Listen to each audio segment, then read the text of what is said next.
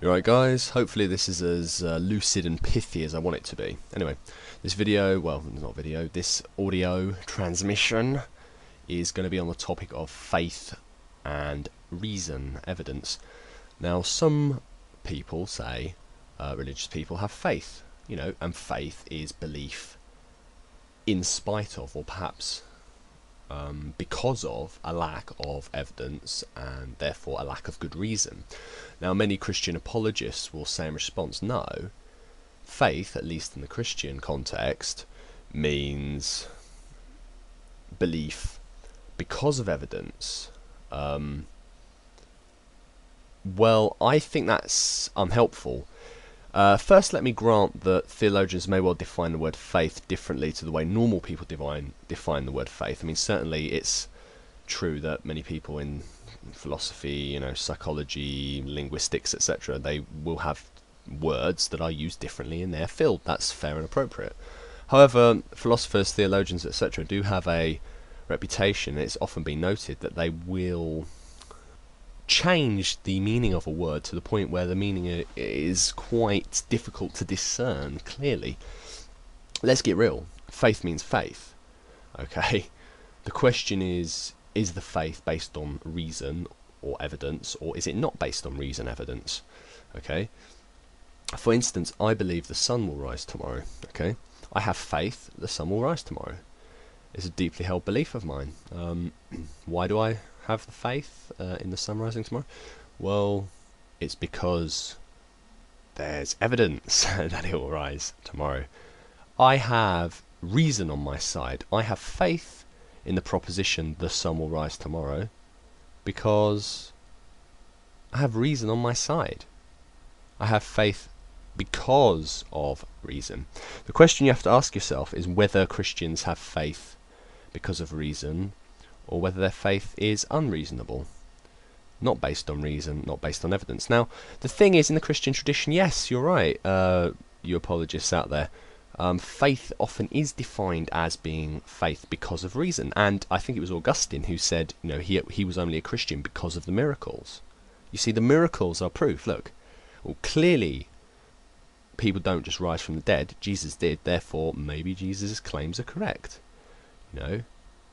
Maybe normal people can't walk on water. Well, Jesus did, and lots of people witnessed it, so the evidence kind of suggests Jesus was what he said he was, the Son of God. You see what I mean? That is the way Christians have traditionally used logic. That's the way, as I say, Augustine used it. It's true. Even modern apologists will often talk about, Andrew Wilson, I think it was in his book, talk about the actual reasons for why the resurrection did happen. And it's a fact, and therefore, because it's a fact, faith in Jesus being resurrected is faith based on reason. The problem is, most people wouldn't accept that Jesus rose from the dead, that he was born of a virgin, that he was that he was God, a manifestation thereof, etc., etc., etc., etc., etc., etc., etc. Now, I say most people wouldn't accept that. Well, the thing is, you can't really get evidence for those things, and it's sort of impossible to. How do you prove, for instance, let's just take one example, whether you view it as important or not, let's just take the example of Jesus' virgin birth.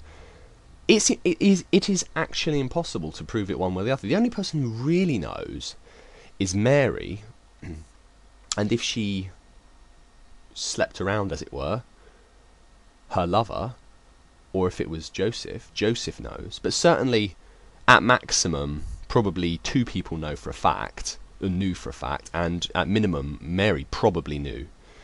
There's no way, there is actually no way of showing that Jesus was born of a virgin. You physically can't show it. There is no way to trace the evidence. You just can't do it. There is no link left. We cannot do it. Whereas nowadays, if Mary was still alive, we could test her. We could run tests on her and see if she was a virgin, or we could tell that.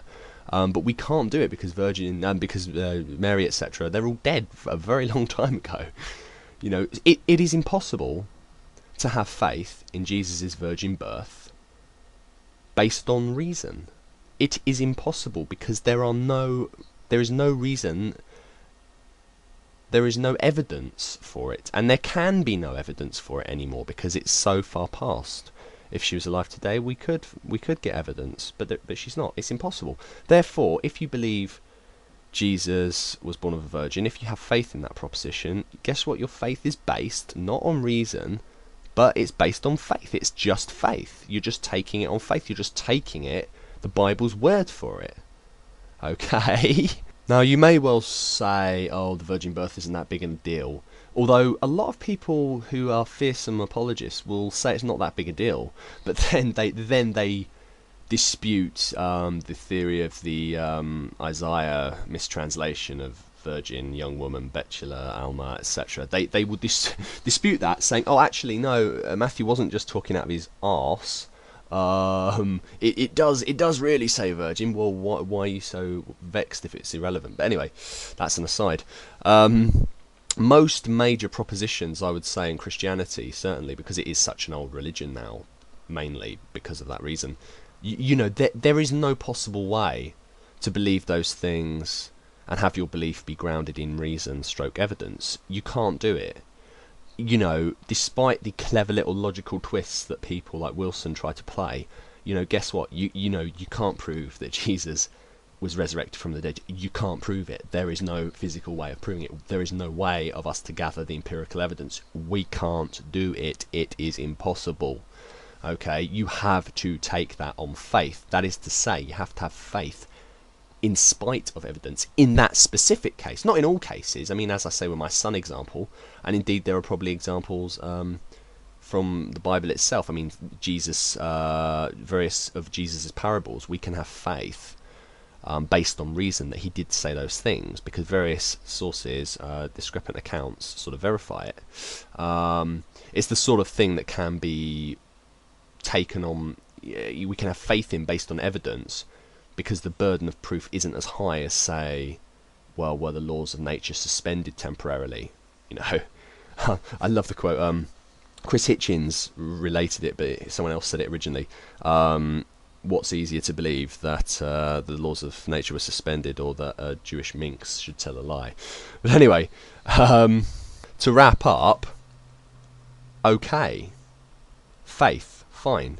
Faith doesn't mean evidence, it doesn't mean reason, etc. Can people stop twisting words around, for God's sake? You can have faith in a proposition whether evidence or reason support it or not. In the case of my I have faith the sun will rise tomorrow proposition, guess what?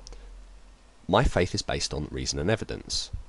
For a great deal of the very, very important doctrines of Christianity, on which the moral basis of Christianity is founded, I mean, the resurrection, original sin, despite the fact of, despite some wishy, moderate Christians, these things are crucial. They have to be true.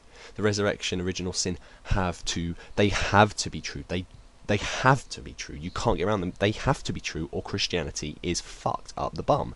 Christianity is dead if those two things, and perhaps a few other things one could argue, aren't true. If original sin is not true, if Jesus didn't rise from the dead, guess what? Christianity's fucked. But guess what? It's actually physically impossible to get the evidence, to form the reason, to have the reasonableness, as it were, to have faith that Jesus rose from the dead, for instance. Therefore, if you have faith in such propositions, you are having faith in spite of reason. I'm sorry.